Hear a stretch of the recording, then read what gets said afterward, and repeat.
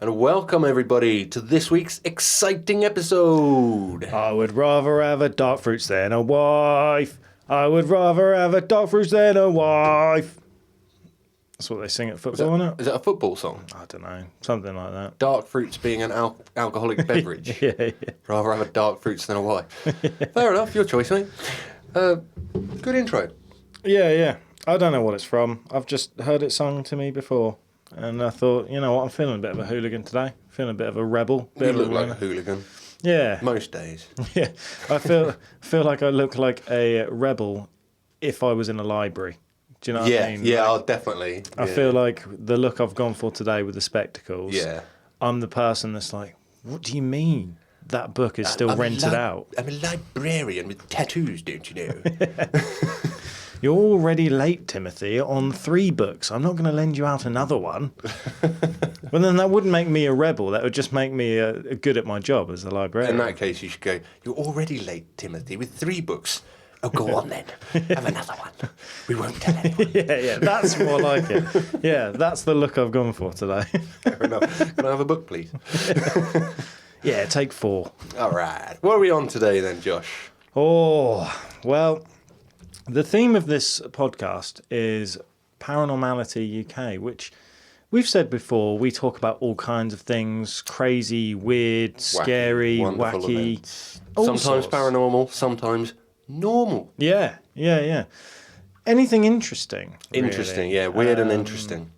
Stories. So today, I've gone for an actual story. This is completely fact. This is American history. A true life story. Not like, the Hollywood's kind of true life. This is actual true This is life. true.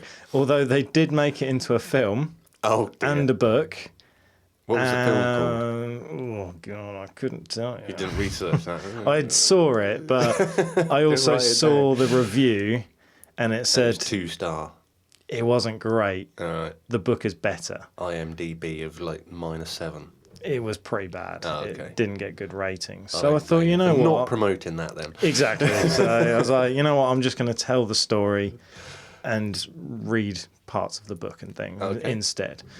So today we are doing Ruby Ridge. Whee. Yeah. Some people would have seen clips of this because famously I got it from... Is that what the film was called then? Ruby Ridge? Or... No, it was called something else. But the actual factual story is called Ruby Ridge. Yeah. Now, this was brought to my attention because I saw a clip from the Joe Rogan podcast, and it was a guy talking about it. But he briefly mentioned it for like a couple of minutes, and it was enough to grab me. And I thought, oh, that sounds interesting. Oh, was he just like referencing it on an overall story about whatever, and it was the reference that caught your attention? They were just kind of talking about like different stories and stuff. Yeah. And then he just said to Joe, like, oh, have you heard the story of Ruby Ridge? And then basically summarised it in like 2 minutes. Oh, fair enough. And I thought, there's got to be more to it than that. There isn't, but I've got more details. So you dug through it and waffled down 10 pages of drivel. Yeah, like I just thought, well, there is a bit more to it. Like I'm just going to tell the story. And go on then, give set the scene. Let's set the scene. So when did this happen? My main sources are history.com and wikipedia.org for most of it. Okay. And then there was snippets of the book and a couple of other websites and stuff. And a bit of Joe Rogan. Yeah, well, no, apart from that 2-minute clip, nothing else really. So I'm going to take you back to the early 80s is where it was kind of where it first started, but the actual Ruby Ridge was early 90s. Right, okay. That was quite a lengthy story then. Well, yeah. Let me take you back to the person that is involved in the main story, the anti-hero in a way. Some people say hero, some people say anti-hero. We'll get into that debate at the end. I pronounce it anti-hero, but yeah, that's fine. I'd see your Americanisms coming through. Anti-hero. Tomato, tomato. Yeah. Also, that's something that bugs me with that song. No one says potato. No one ever says potato. You say potato, I say potato. No one says potato. No. You don't ask if anybody wants potato salad, do you? I'd say, excuse me, sir, have you had a stroke? If you offered me potato salad. You look a bit droopy on one side. Yeah, excuse me. I've not heard of potato salad before, but it doesn't sound great. I can imagine King Charles ordering it, though, for some reason. I don't know why. Yeah. Could I have some potato salad, please? I'm getting sidetracked. We haven't even started. Ruby Right. Ridge. Right. Randy Weaver, the main anti-hero, was a college dropout and former Green Beret. He and his wife Vicky were religious fundamentalists who distrusted the government and believed the end of the world was imminent. Oh, the end is nigh. Yeah, they were extreme Christians. So they started hoarding guns and made plans to move to a... What? They're extreme Christians. So they started hoarding guns. Yeah. So they were part of that extreme... A sect. Yeah. Yeah. I know what you mean, yeah. The name escapes me. There was also that crazy woman not too long ago, literally a few months ago, that just went to life for prison for killing her own children because she was an absolute nut who thought that... do you remember? I think you watched it. Yeah. I know the one woman you mean. Can't think of her name. She ended up getting remarried or something and moved off to Hawaii, and everybody. That's the one. Yeah, I know. I remember the guy's name because it was his last name was like Daybell, so it's Chad Daybell. But I always forget I can't her remember name. Her name. But she was part of that kind of like. They weren't Mormons, were they? I think they were. They weren't. Mormon? I don't think they were Christian, but they were. Either way, they Mormon is Christian, but it's it like a different division section? of Christianity. But yeah, I don't know. Well, she was an extremist anyway. Yeah. So it was just part of, some people take religion to the extreme, don't they? Yeah. They So these were kind of like that. So they started hoarding guns and made plans to move to a secluded area and live off of the grid. They didn't trust the government. They were religious. Well, that more explains the guns then, because if you're living off grid in America, they're kind of essential, and then you got bears and mountain lions and all that sort of stuff that you got to defend yourself against. So, yeah. And they just wanted to live off the land. Yeah, fair enough. Yeah. So in 1984, Randy, Vicky, and their 3 children moved into a cabin they built themselves overlooking Ruby Creek in Idaho. By choice, they had no electricity or running water. Okay. Well, they got local to a river, so that's the closest you get to running water. So after receiving information that Weaver had made threats towards President Ronald Reagan and other government officials, the FBI and Secret Service opened an investigation. Right. Yeah, so that's basically how it starts. Okay. He's just living off the grid. That's quite a claim to make, that he's threatened the president. Yeah. So from the other... This wasn't history.com or Wikipedia, but the other websites, because I wanted to find out, like, how did this all of a sudden start? Blow up, yeah. Now, from what I read, he was I think he was in a bank or he was somewhere trying to get money out or something. And it was one of those things where someone was eavesdropping, twisted his words. So he could have been having a joke or just saying something out loud. He might have got a bit irate and, F the president or whatever. Yeah. And someone took it seriously, and that person that took it seriously happened to be a police officer. Suddenly, the CIA gets involved, and we're going to investigate this guy. Yeah. Okay. So they open an investigation. Now, no charges were filed, but investigators documented that Weaver had ties to the Aryan Nation, the Aryan, Aryan, Aryan Nation. Aryan, okay. And Weaver denied this claim. Now, every time I do research, there's something that I'd like to... Do you want me to ask you what is the Aryan Nation? Yeah. Okay, what is the Aryan Nation, Josh? I'm glad you asked, mate. So the Aryan Nation... to be honest, I'm not going to pretend that I know, because I have no idea what the Aryan Nation is. Yes! Finally! I've researched something that you don't know, and you've asked me. The Aryan Nation, pirate, which I'm glad you really asked this. So it's the North American anti-Semitic neo-Nazi white supremacist group founded in 1978. Oh, okay. Yeah, I was not expecting that. Yeah. I thought it'd be somewhere in the Middle East, but yeah, okay. Now, they said that he had ties to the Aryan Nation. Weaver denies this claim and says, still to this day, he says, I was never racist. I'm not a racist person. Doesn't like it. My best friend in the military was Bubba.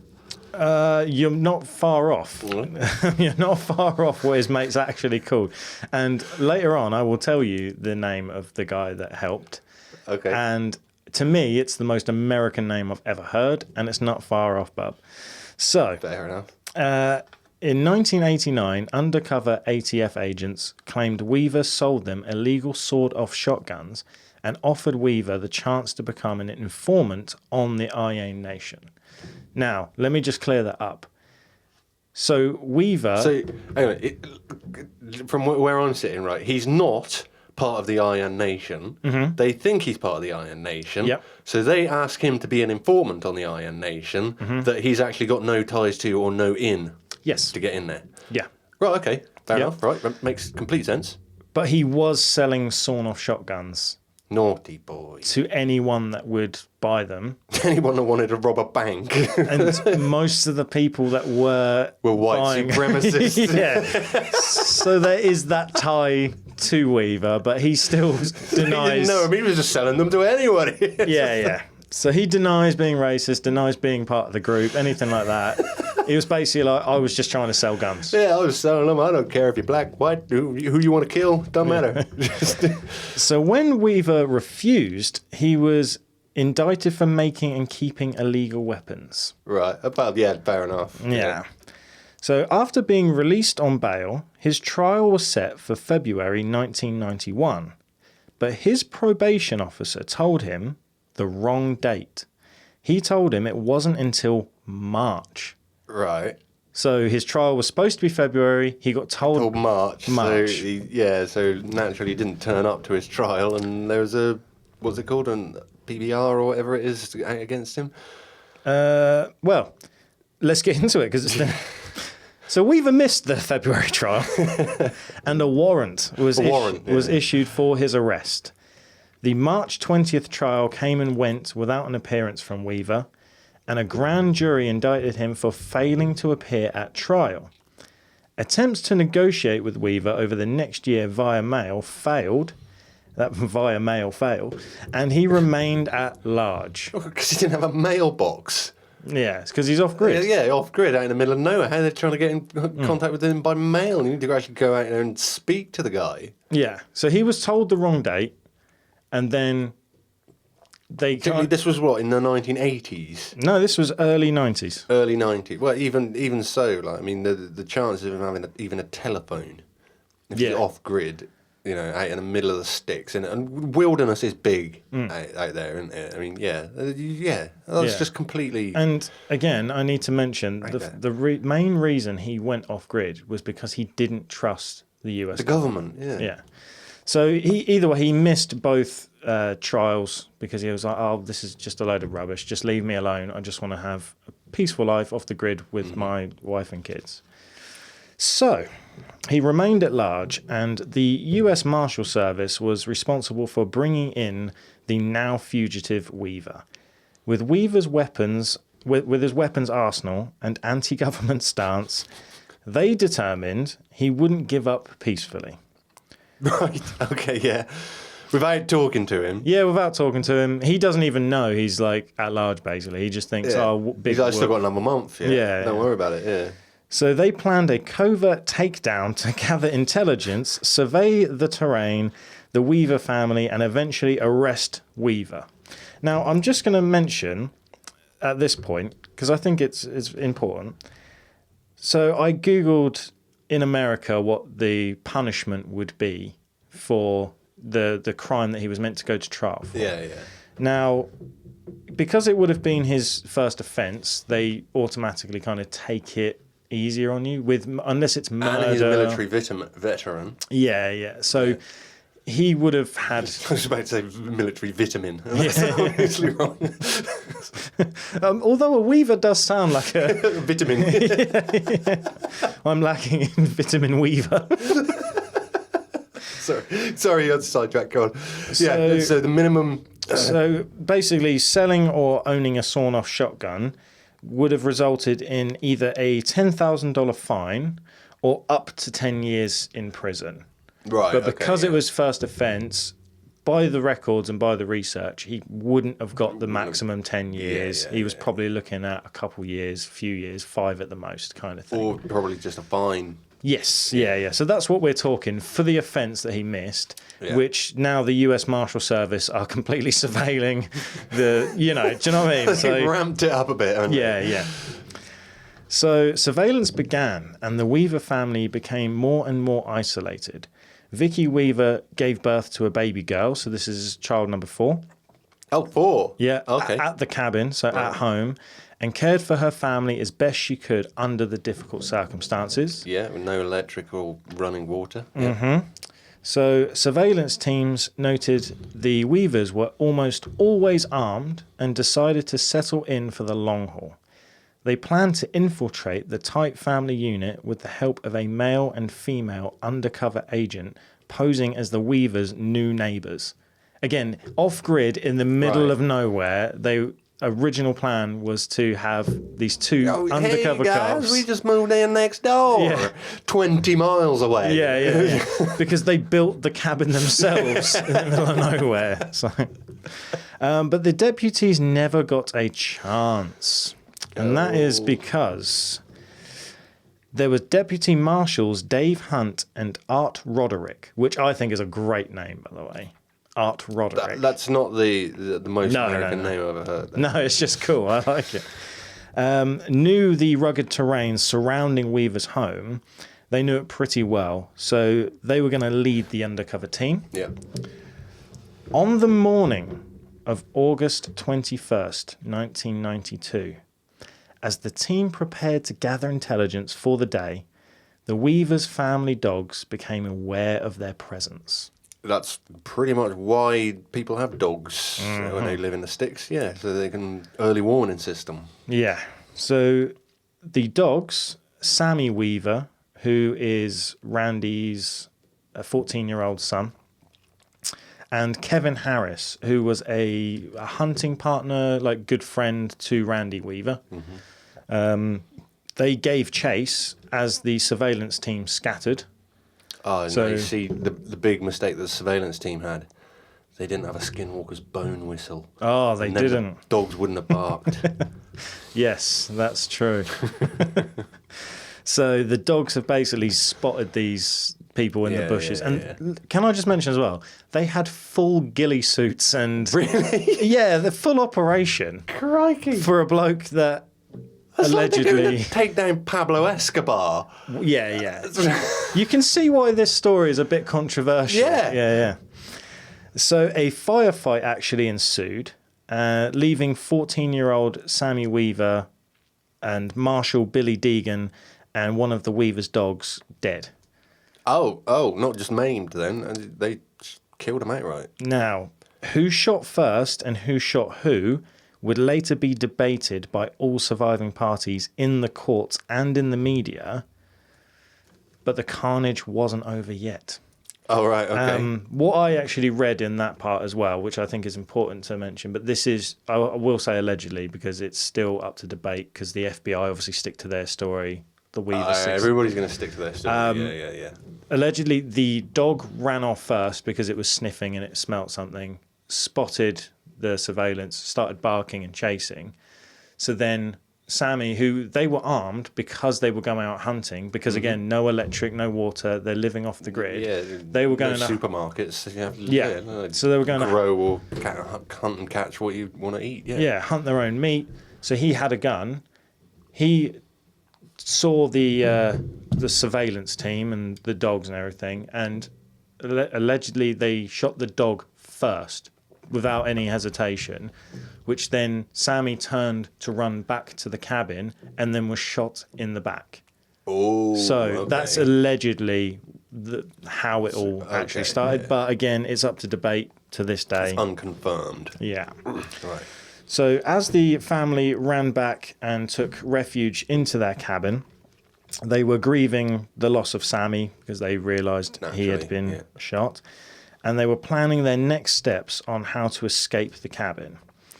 So Deputy Hunt called for help to end the standoff. So in case... What? So to them or yeah, no, they called for backup wanted to understand that. they wanted more police officers and more secret agents. So backup for backup. Right. When these people have run back for cover into And they their could have just got like a megaphone and gone, "Hey, we're here just to check you out. Why don't you come on out and come and talk to us?" Mm-hmm. That's all it would have taken. Yeah, but they didn't do that. No, of course not. They thought he was armed and dangerous. It's very bizarre. So on August 22nd, the FBI, under the impression they were entering an active, unprovoked firefight against US Marshals, Unprovoked, yeah. arrived on... They went there to surveil the place and it was unprovoked. Right, okay. They arrived on Ruby Ridge as hundreds of law enforcement officers and federal agents surged into the area with the unusual orders to shoot any armed adult on sight. FBI snipers set up a perimeter hoping to force Weaver to negotiate. Yeah. Negotiate, that's what they call it. Yeah. So, as you can imagine, Weaver was having none of this. Ex-Green Beret, veteran. Yeah, he was like, nope, don't trust the government. I ain't going out there now, not with the hundreds of people out there all trained a gun on me. Yeah. Don't trust you. I will just say, because I feel like there's going to be a running theme with that accent. I don't think he was from the South. Oh, sorry. I think he was a normal American. Well, I say that. A normal American. That's probably more offensive than what you were doing. Probably. Not a normal American. It was up north. Up north Idaho. Idaho. So, I don't know how to do that accent. I think it's literally just your standard American. Normal American. Yeah, normal American. yeah. I can say I'm American, it's fine. So Weaver was having none of it. It's just whenever I think of Americans and go, no, not the government, it's always like that southern accent. It just pops to mind. That's the one that I just find the easiest to recreate. To be fair, in your defence... I'm not being racist. No, not at all. And rightly so, in your defence, I think most of the people like that are from the South. And it's exactly the same as when you see a clip of a Trump supporter, they all seem to have that accent as well. Yeah. So I don't blame you. I'm just saying, like, this guy was actually like a legit survivalist. Like, he wasn't a hick. He was he was a veteran. Like, okay. Well, thanks for clearing that up. Yeah. So, yeah, Weaver was having none of it. He ignored all negotiation attempts, including pleas from his own sister, who the police had then brought in to be like, come on, come help us out. We need to calm your brother down. The pleas from her didn't even work. After heading to the nearby shed where they'd brought Sammy's body earlier, so there was a shed next to the cabin. Yeah. Obviously, in a panic, they just dropped the body off. Who the Weavers did? Yes. Right, the Weavers carried Sammy. Obviously, realised he was dead. But they put him in the shed. Popped him there on standby. Yeah, so after heading to the nearby shed where they'd brought Sammy's body earlier, Weaver and Harris, along with now the 16-year-old daughter, Sarah Weaver, was now involved. They were shot at by the FBI sniper. So they were going to check the shed and they were shot at. Now, the FBI sniper... Sniper's usually a pretty good shot. If they're going to take one, it's usually a pretty good shot. I'm glad you said that, actually, because that actually comes up in the next bit, that you're going to be like, what the actual hell? Like, there's no way that wasn't on purpose. So I'm glad you mentioned that. They usually have to have a all clear to take a shot. Now, I'm going to give my best at pronouncing this Asian name. So the sniper was called Ion Horiyushi, who thought the Weavers were about to fire on the incoming helicopter. So not check the body of their dead son and brother. No. They thought we thought this family of 4 people was so dangerous that we'd get an incoming helicopter, and obviously they've got an RPG to take it out. Yeah. So I'm going to get my sniper on it. So he started shooting. Randy Weaver was hit in the arm, and him, Sarah, and Harris headed back to the cabin for safety. So obviously crossfire and everything's coming in. Was it the sniper that shot him in the arm? Or Yeah. Oh, fair play. Yeah. Okay. So as the men were running, and Sarah, Harris, Weaver, as they were approaching the house and running back, Vicky, the wife, was stood behind the front door holding her infant daughter when Horiyushi fired again, hitting Vicky straight in the face and killing her instantly. Through the door? Yes. Yeah. Wow. Yeah. So, like you said about snipers, was that on purpose? Was it not? Well, was it a glass door? Was it a wooden door? Wooden door. So he couldn't see her? That's what he claims. That's what he claims. That's what I would assume but I mean, that's a wayward shot if he's firing into a door that he doesn't know what Again, on the other side of it. This is why it's so controversial, mate. There's very opposing arguments here. Very, because, like you say, snipers usually have to have a green light once they've confirmed a target. Yes. And, said, yes, positive ID on target, waiting for a green light, all good, bang, done. Snipers don't fire randomly. No, exactly. Generally. So Harris was also seriously injured in these shots that were fired that killed Randy's wife, Vicky. Horiyushi later claimed he didn't know Vicky was in the doorway and the sight was on Harris. But this is where it's controversial. Harris was critically injured, but Vicky was like bullseye straight through the face, killed instantly. So was he actually aiming for Harris? This is the debate. That's I mean, I'd have to look at some statistics. How far away was the shot? What was the angle? What was the wind speed? What was the drop on the bullet? That sort of thing. But I mean, to be sighting down on Randy. Harris. His best mate. Harris. To be sighting down on Harris and hit someone completely different through a wooden door is quite a faux pas. It's an odd one. Yeah. It is an odd one. So maybe slight conspiracy here with this story. Particularly it being a headshot. Yeah. So chaos ensued as Harris, Weaver, and his surviving family took cover in the cabin, with both Harris and Weaver wounded, Vicky and Sammy dead. This confirmed to Weaver his darkest thoughts and suspicions about the US government were correct. Well, you would. Yeah, you would think that if he was in that situation, wouldn't you? What a way to prove someone right. Though. Yeah. We'll just slaughter half your family. Yeah, right. For no reason, just because you wanted to live out in the woods and grow your own wheat for your own bread and catch your own allegedly sell sawn-off shotguns to people. To white supremacists. So Weaver, however, would not give up still. Outside the cabin, hundreds of protesters had now arrived to oppose the government's actions and grew increasingly angry when they learned the deaths of Sammy and Vicky. Where did they come from? The protesters? Yeah. Obviously media and news and all sorts. Right. So this was like this was actually a media event with coverage and stuff by this point. How long has this been going on for This standoff was 10 days. Oh, really? Yeah. Oh, crikey, I thought this was all in the same day for some reason. No. So, the whole thing, start to finish, was 10 days, almost 11 days. So, by this point, the media involved, people are now protesting against the government, saying, what are you doing? You've killed an innocent boy, you've killed the man's wife, the people that you weren't even there to go after in the first place. You've just killed two innocent people. So the protesters were very, very angry, as you can imagine. I can imagine, yeah. Rightly so. So then this is where they get someone who worked with Randy in the... This is your guy with the American name, isn't it? In the military before, so they thought, I think he was the commander of Randy, but they got on either way. Yeah. So let's bring in a family member or someone that knows him well. And they brought in Special Forces soldier Bo Gritz. That is a pretty American That's name. Pretty American, isn't it? I love that. Now, Bo Gritz sounds like a hero to me. It does, Yeah, so Bo Gritz arrived on the scene. It actually sounds like the guy that you want as your best man at your wedding. Yeah. Bo Gritz, Yes. Come on. So he arrived on the scene confident he could peacefully end the botched standoff.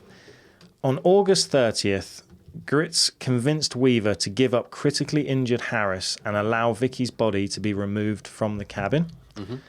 But Weaver and his surviving kids remained inside. He still didn't want to give up. He still didn't trust the government. Who can blame him? No. What's the government? I mean, that's the thing. Running through his head at this point, what's going to happen to him if he does give up? He probably thinks he's going to get shot and killed himself. Yeah. And his kids. There's a lot going on there. Firing squad.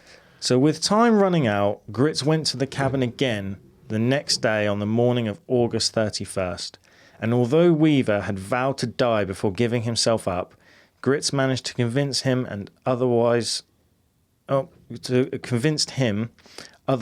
escorted Weaver and his terrified daughters out of the cabin. My own handwriting messed me up there. So either way, he managed to convince him to come out with his daughters out of the cabin. Weaver was immediately arrested and his daughters handed over to relatives. I thought they were going to say that his daughters were just shot in front of him for no reason. No. Surprised me. The long siege of Ruby Ridge was finally over after 10 days, or 11 days. 11 days. It was 11 days. Wow. Now, here's the aftermath.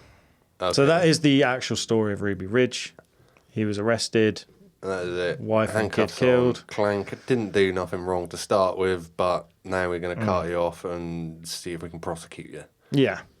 So despite being charged with murder, conspiracy, and other crimes, war crimes, terrorism, all of that. Conspiracy for what? It's just what the FBI tried to. Weaver was actually only convicted of failing to appear for trial on his original weapons charge. How ridiculous is that? That is stupid. They threw the book at this guy, and he was only charged for failing to appear for trial on his original weapons charge. Not even charged with the sawn-off shotgun. Just not for even missing for the original trial. offences, just for missing the trial of the original offences. He served 18 months. Wow. Harris was cleared of all charges. Right. The Department of Justice Task Force report found many faults with how federal agents handled Ruby Ridge. No kidding. Such as... We got a list. Yeah. It's not much, but the main three that managed to get Weaver away from, lesser crimes and everything. Okay. The rule changed, allowing snipers to shoot any adult on sight without warning to surrender. That was the big one. Okay. Which makes sense as to why he just shot at Harris and through a door. Shot at him through a door and then hit his wife in the face. So nice. Haruchi was unjustified in firing the shot that killed Vicky Weaver, since they were retreating when he fired. So they were retreating back to the cabin when he fired. And Haruchi placed Vicky Weaver and her children at risk by targeting the cabin door without knowing who was behind it. So because of those, they were the main reasons, amongst others. What happened to Haruchi then? Did he just get a dishonourable discharge? Or what's that, Pyra? I'm glad you asked. There's more aftermath. Well, the men were awarded medals. You are joking. No, I'm not. No, I'm not. The sniper as well? No. So I was going to say. But some of the men and women involved in this case, and I might just add here as well, the FBI still to this day say that this was a success. So Really? Yes. Yeah. I'd call it a farce. So the men and women were awarded medals, but 2 people did go down for this crime, if you will. So Haruchi. He's one of them. So it starts off with FBI agent Michael Cahoe. He participated in a cover-up about Ruby Ridge. He actually pled guilty to obstruction of justice and was sentenced to 18 months and a $4,000 fine after admitting to destroying a report that condemned the FBI's response during the standoff. So he got the same amount of time as Weaver did for missing trial. Yeah. But he doesn't lose a wife and a child. No. Or his entire lifestyle, or, Nuts. Everything that he's worked for. So he pled guilty to that, so that is fact. That is there. Now, in 1997, Horiuchi was charged with manslaughter, but this was dismissed for following actions in the line of duty. Right, okay. Right? But then in 2001, this was overturned, but there was no more charges filed against Horiyushi because you obviously can't get tried for the same thing twice. Yeah, double jeopardy. So he got away with it. Haruchi didn't go to prison. Yeah, okay. Now, in 1995, the US government paid the Weaver family $3.1 million in damages for the tragic loss of Sammy and Vicky Weaver. Rightly so. And in 2000, Harris was awarded $380,000 in return for dropping the $10 million lawsuit against the government. So he basically settled for $380,000 on a $10 million lawsuit. Yeah. Now I don't know the ins and outs of that, but it obviously wasn't going the way he wanted, or something behind the scenes. Well, he's already got 3.1 mil. Anyway, so. Well, this is the friend, you see. So the actual, the friend. Yeah. The family were awarded 3.1 mil. Oh, right. Oh, yeah, of course, yeah. The hunting friend who was just there to Harris. Yeah, just happened to be in the wrong place at the wrong time. He was awarded $380,000 for dropping the lawsuit against them. They obviously had something big on him then. Yeah. So the government have never admitted any wrongdoing in the siege of Ruby Ridge. And like I say, to this day, the FBI still consider it a success. But one thing I will say about Randy Weaver, he is the only person in American history to have a firefight with the FBI and US government and win the court case after and actually be the hero in the history of America. Well done. Yeah. And fair play. And it's like, to be fair, I mean, yeah, the guy might have been selling someone off shotguns or whatever to whoever wanted them at the start. But I mean, Americans love their guns, don't they? Yeah. As far as I can see, he wasn't really doing anything wrong. Yeah. To have all of that come down on his head in the middle of nowhere when he just wants a peaceful, quiet life away from all the PTSD that they've probably given him from the Gulf War and Vietnam or whatever, wherever he was stationed as a Green Beret, because that's obviously what's caused it all in the first place, isn't it? Yeah, I don't think he had an easy time in the army, that's for sure. If he didn't trust the government to start with and he wanted to get off grid, I'd put that down to PTSD. So he's had some kind of trauma. We don't know, that's the thing, we don't know. It's possible. I'm just speculating here, it's obviously. But it's very interesting to me that he had that. Him and his wife both shared the same thing from early on. They just didn't trust the government. Distrust, yeah. And then I will actually mention that Randy Weaver served his 18-month sentence. He did? He did, and he actually remarried and had a very happy life after all of that. And he actually only recently passed away at the age of 74 in 2022. Oh, R.I.P. Good innings. So, yeah, and that to me suggests that he was innocent. Yeah. Because, he lived a life and served his time and everything like that. But again, he went to prison for missing trial, not even the original crime that they were all... So all of that over nothing. Because he was misrelayed the date that his trial was on as well. It wasn't like he actually skipped the country or disappeared for 6 months or anything. Like, he was literally a few days late and they went, we're just going to go balls deep on this bloke. Yeah. Lives in the middle of nowhere. Obviously can't trust him. That's a different story, balls deep on a bloke. Sorry, I didn't mean to come out like that. If you want to sign up to our Patreon, that story will be available after hours, read by Pirate himself. It's a true story. Yeah. Ruby Rims, I believe, is the story. It's definitely Ruby now. Right. So that's the story of Ruby Ridge, but I found it absolutely fascinating. There's not a story like it when it comes to... Yeah, that is just nuts. Yeah. I mean, I've got to rate it high. High on the conspiracy rating, entertainment ratings, I mean, just ridiculous. 8.9. I think that's fair. I was just going to give it a straight 9.1. Yeah, we'll flatten out at 9 then. That's fine. Yeah, that's fine by me, yeah. Yeah, but it's just such a crazy story, man. Absolutely. It's just the thing that I know we'll end it soon because it's coming up for time, but The thing about it, the whole story that baffles me the most, is the fact that this guy literally was just in a cabin, and the agency, the federal agents, the FBI, whoever was involved on that side of things, took it from 0 to 100. Yeah. For no reason, really. No, for really. missing a court case. I mean, normally, send out a letter saying, oh, you've missed your court case. You better have a good reason, or you're going to face 3 months in prison or something like that. Fair enough. Don't turn up with an entire SWAT team and sniper rifles and helicopters and stuff. Overkill.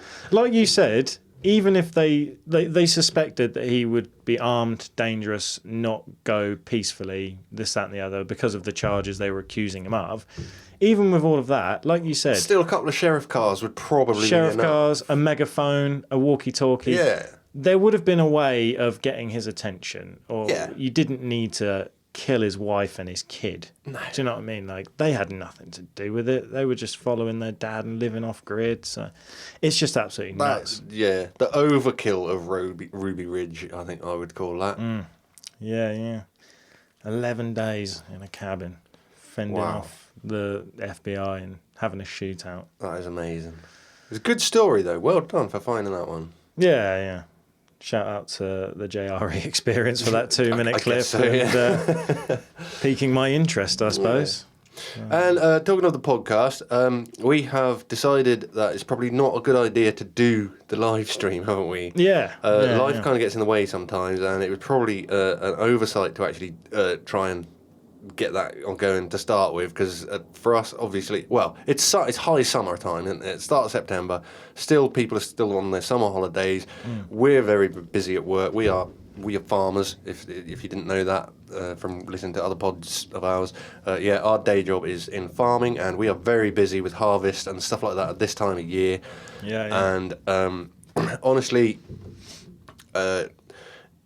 YouTube isn't great for podcasts anyway. No. We're not expecting too many people to turn up, so for the few of you that were looking forward to that, very sorry, but we are still going to be putting on a very good 100th episode for you. We have still got some ideas, and this even has brought out some other ideas of ours. Okay, that we're going to be putting into episodes soon. But as always, you can still support us with things like Patreon or merchandise. Merchandise has come out recently with new designs. Yeah, very cool. Very cool. So please do go and look into those. My Paranormality UK at mymercher.com. You can't get this T-shirt that I'm wearing. I've worn this today to make you jealous. I am jealous. Very tribal-looking Stormtrooper T-shirt. That's the sexiest Stormtrooper I've ever seen. And it's on me. No, not sexy anymore. The little secret is actually, I actually bought this for you when I was on holiday in Menorca recently, and then last week when we did the podcast, I was going to give it to you, and I completely forgot, and then I needed a T-shirt the next day, and I just grabbed it and put it on.